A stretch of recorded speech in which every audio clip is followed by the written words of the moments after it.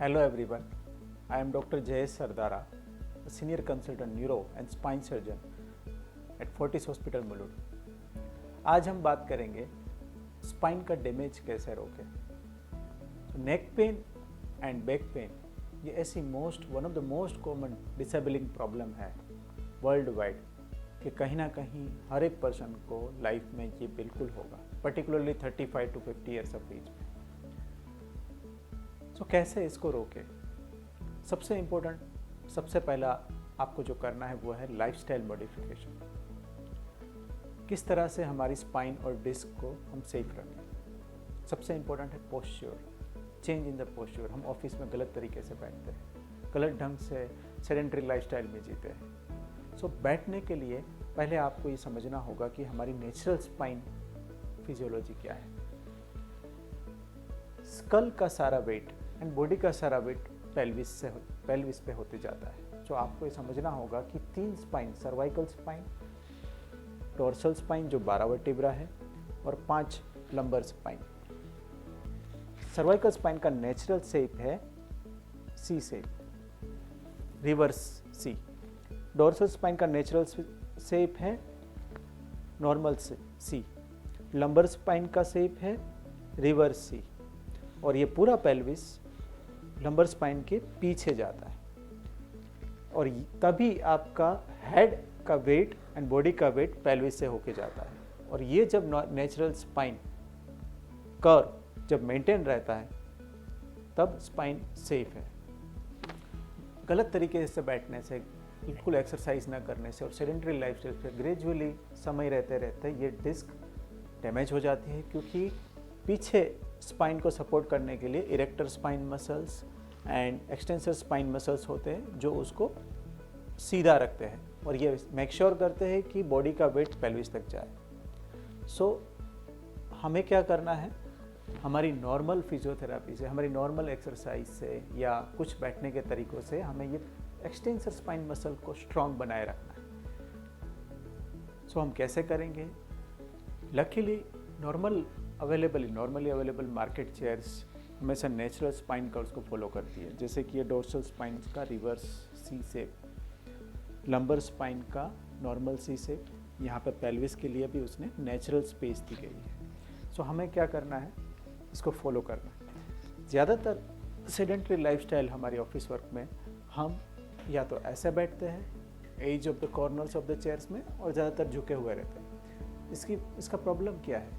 नेक muscle, पीछे के extensor muscle और पीछे के back muscle continuous fatigue movement में रहते हैं। दैट इज़ द रीज़न कि इवनिंग में 5-6 घंटे 8 घंटे काम करने के बाद आपको पूरा back pain and neck pain feel होता है। कोशिश करें कि मैक्सिमम टाइम जितना भी पॉसिबल हो पेल्विस पीछे यूज़ करें, सी शेप को, बैक स्पिन स्थिर रखें, इसको यूटिलाइज करें एंड फिर रिलैक्स होकर बैठें।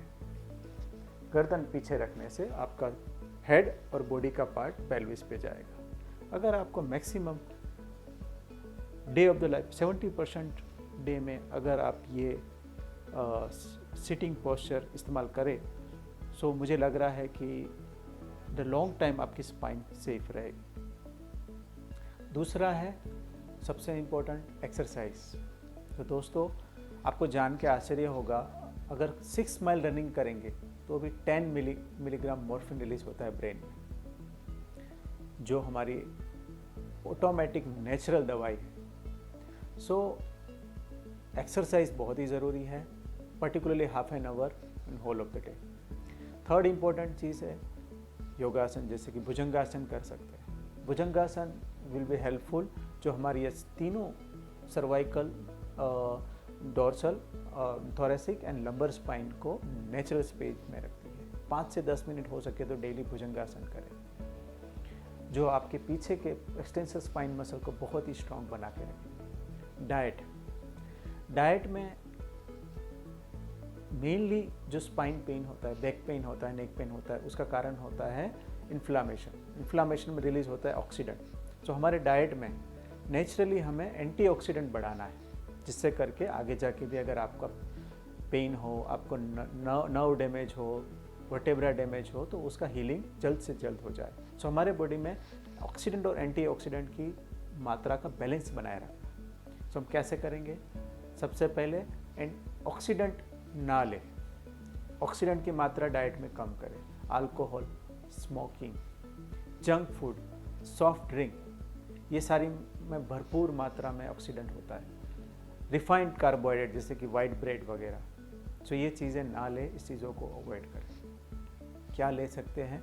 Green leafy vegetable, spinach, broccoli, calcium diet जैसे कि मिल्क डेयरी प्रोडक्ट हो गए, जैसे कि कैरेट, बीन्स, ऑरेंज जिसमें कैल्शियम काफ़ी मात्रा में मिलते हैं, वो आप ले सकते हैं। Dark looking vegetables, dark colours vegetables, dark colour fruits, Apple हो या टोमेटो हुआ, इसमें भी कैल्शियम ज़्यादा होता है। सिमिलरली टर्मरिक पाउडर, हल्दी जिसे कहते हैं, उसका लॉन्ग टाइम सेवन करने से, हल्दी का दूध हो गया या हल्दी रिलेटेड प्रोडक्ट, उससे ऑक्सीडेंट की मात्रा हम बढ़ा सकते हैं। दिन में 2 बार ग्रीन टी लेने से, ग्रीन टी रेगुलर लेने से ऑक्सीडेंट की मात्रा एंटीऑक्सीडेंट के कंपैरेटिवली काफ़ी बढ़ सकती है बॉडी में, जिसकी वजह से हमारा स्पाइन सेफ रहेगा लॉन्ग टाइम। सो ये कुछ चीज़ें हैं जो हमें spine problems long time prevent करती है। याद रखिए, motion is lotion for spine surgery.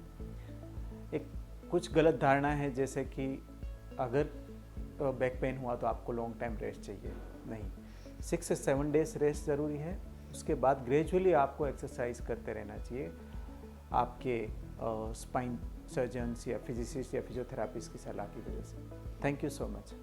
Have a safe spine for your whole life.